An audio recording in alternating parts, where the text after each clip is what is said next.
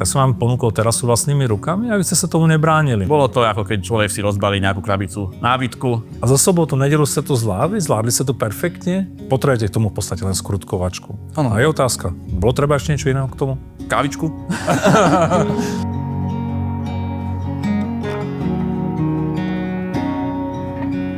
Nachádzame sa u zákazníka, ktorý si objednal u nás terasu vlastnými rukami a som zvedavý, čo nám povie, lebo terasa je krásne spravená. No a uvidíme, aké reakcie boli na to, jak sa mu to montovalo a všetko kolem dookola. Ja si pamätám, keď ste ku nám prvýkrát prišli k nám do firmy, tak ste prišli s tým, že chcete drevenú terasu a chcete ju po nás spraviť, namontovať. No a jak sme o tom vedli ten rozhovor a ukazovali sme vám tie materiály u nás, tak a keď som vás povídal, že jak to robíte a ste sa priznali, že ste trošku zdatnejší a zvládate bez problému, aj niečo náročnejšieho, tak som vám ponúkol terasu vlastnými rukami a vy ste sa tomu nebránili. No. Ste sa nadšene rozhodli, že sa do toho pustíte a vidíte, a nakoniec sedíme tu na terase, ktorú ste si spravili vlastnými rukami, ale nie vašimi. Ale ja som dokonca videl, že vaša manželka sa do toho zapojila. Tak nám porozprávajte, že jak sa vám s tým robilo od nejakého zamerania prípadne a...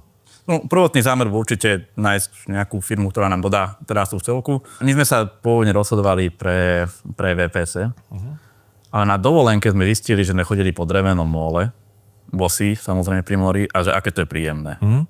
A že prečo si nedopiať doma ten dovolenkový pocit. Prvotný zámer bol určite nájsť nejakú firmu, ktorá nám dodá terasu v celku. Po návšteve v Delcompe sa nám veľmi páčilo, že tie terasy, každé drevo, že je tam aj navháňaču, čiže máte tam vonkajšiu terasu spravenú, čiže sme si to vedeli ohmatať, poskákať potom, popozerať. Mne osobne sa veľmi páčilo, že vedľa máte sklad, kde máte už ten materiál fyzicky, čiže tiež som už videl, že áno, toto si asi kúpim, alebo toto mi bude dodané. Následne ma veľmi potešila presne ponuka, že by ste mi dodali iba teda tú terasu, a tú montáž by som si vlastne kompletizoval potom sám, čo ušetrilo značné financie. Aj to bol dôvod, kvôli ktorému sme mohli zvoliť kumaru drevo. Pôvodne už tá drevená terasa ako taká bola už taký strop, čo sme boli ochotní minúť. Že je to asi jeden z tých drahších materiálov na pokrytie. Takže zase ten základná tá garapa bola taká, že dobre, tak... Bol taký kompromis. Tak, áno, tak najmä akože na tú garapu, že teda... Tie financie stačili, hej? Áno, že na to našetríme. A následne potom, keď ste mi to sami ponúkli, bol som aj skeptický, stále to bolo veľa peňazí na to, že budem to musieť vyhodiť a potom aj tak vás objednať. Ale veľmi ma potešila potom taká vaša ústretovosť a mal som ten pocit, ktorý sa aj potom aj naplnil, že mi budete nápomocní, či už dopredu, čo sa týka otázok, ale potom aj v prípade tých riešenia nejakých problémov alebo nedostatkov. Taktiež aj príprava podkladu. My sme spolu komunikovali, jak si máte pripraviť. Áno, že aj túto vonku máme vlastne podpolovicov je betón a podpolovicov je štrk, takže tam aj tá príprava bola rôzna. No, lebo na betón sa to ináč, na štrk áno, čiže vlastne ste mi poslali aj schému, ako má ten podklad vyzerať, aj odporúčania na základe mojich fotiek, čo bolo také, že ja som si nejakú myšlienku spravil v hlave, aby ste jej potvrdili, alebo ste ju doladili, že áno, a takto to má byť, aby ten podklad bol správne spravený a kvalitný. Už potom už len doladiť tú výšku. No, konštrukčnú výšku a tie jednotlivé detaily, lebo ja si pamätám, že ešte, kým sme toto riešili, tak ani táto pergola tu nestála.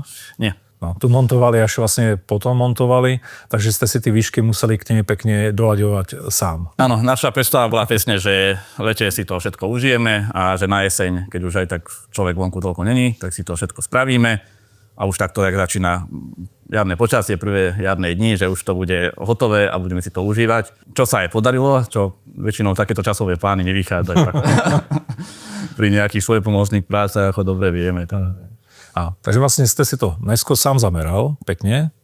No a na základe tých rozmerov, ktoré ste nám poslali, tak my sme spravili návrh, grafický návrh, kde sme urobili plán vlastne ukladania týchto dosák. No keď sme to spoločne odsúhlasili, tak sme vám to všetko v dielni kompletne vykrátili, predvrtali dosky, predvrtali hranuly, hej, a dodali sme vám to v podstate pripravené len na to, že potrebujete k tomu v podstate len skrutkovačku. Ano. A je otázka, Bolo treba ešte niečo iné k tomu? Kávičku. Ja to som nečakal, no. Kávičku a nie. Bolo to ako keď človek si rozbalí nejakú krabicu nábytku, otvorí návod, ktorý bol očíslovaný a zrozumiteľný. A už sme len šrobovali. Aj manželka šrobovala. Že... Videl som na videu, jak aj ona šrobovala. Áno, doma, jak doniesla kávu. Tak sa zapojila do pomôže aj ty, chrbát nechaj, tebe trpí. A potom to samotné ukladanie tých granulov, bolo to nejak složité, alebo to už bolo potom jedno? Nie, samotné granuly boli očíslované. Nákres bol krásne čitateľný, takže podľa nákresu som si to len rozložil. A potom už som na doladenie použil samotné už dosky, keďže boli predvrtané, keďže som si na to položil pár dosiek som si prichytil, čiže tým pádom už sa mi to ako keby samé vytvarovalo, že kde musí byť ten konštrukt tých granul, kde musí byť. A keď už miesto som mal nastavené, tak následne s podložkami som si to ešte vypodložil, aby som si nastavil výšku, keďže ja som si dal záležať na tom, aby bola výška rovnaká vnútri a potom aj vonku. Takže toto potom krásne išlo doladiť tými podložkami, ktoré ste mi tiež dodali.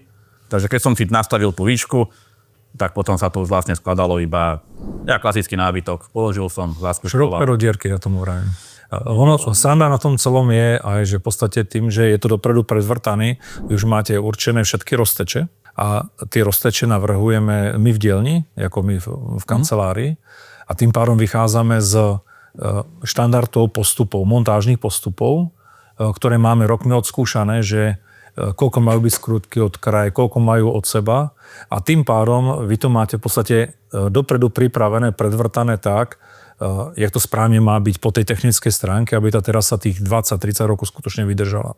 Hej. A všetky tie moje skúsenosti za tie roky, lebo montujú to 23 rokov, tak ja som do tohto produktu nebo do tohto systému vlastne preniesol, lebo stretávame sa, ja chodím na reklamace, na terasy, kde proste je krásny materiál drevený namontovaný, treba aj materiál IP alebo Kumaru. A tá terasa sa třeba po 10 rokoch vyjazuje len preto, lebo je vykrútená, lebo boli šrouby třeba moc ďaleko od seba. Alebo pri koncoch neboli dodržené montážne postupy. Takže v podstate bola spravená neodborná montáž. Hej? Ale vy ako klient ťažko poznáte, kto robí dobrú montáž a kto robí zlú montáž. Viete, vy nemôžete vedieť, že skrutka od kraja má mať takúto vzdialenosť maximálnu. Hej? Viete, my třeba namontujeme tú skrutku od konce dosky do 10 cm. Snažíme sa 5. Ale ja som bol na terasách, kde bolo 35 cm. Že áno, ako zákazníka by ma to asi nenapadlo. Ale keď ste mi o tom rozprávali, to bol jeden z tých dôvodov, keď som nadobudol taký pocit bezpečia, že sa do toho môžem pustiť, lebo viem, že na telefóne budem mať človeka, ktorý nie že len mi to predal, ale aj sa tomu rozumie, aj to sám robí, aj rieši problémy, takže som vedel, že aj keby problém nastal, tak som si bol som si istý, že sa ten problém vyrieši a že tá terasa bude dokončená do takejto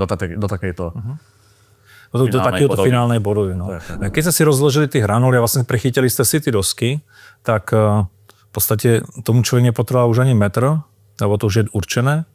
Takže vlastne dá sa povedať, že skutočne na tú terasu treba iba ten skrutkovač. Áno. Elektrický, lebo ručne by som to nekrútil. Nie, ja som mal skrutkovače, keďže aj manželka potom pomáhala. Takže ste tie dvomi máme doma, ale tiež to bol akože obyčajný, tých vlastnejších, žiadne profi nárade. Sice je to veľmi tvrdé drevo, ale tým, že tá diera už je predvrtaná, takže išlo to pekne. No. A zároveň tým, že je predvrtaný aj ten hranol, tak vlastne máte dopredu určené aj dilatačné špáry medzi doskami. Áno. Vy ste si ich nemohli upraviť, lebo tá doska tam v podstate sklzla do tej šroubky. A to je tá ďalšia výhoda, že aj tá dilatácia je určená od nás z výroby.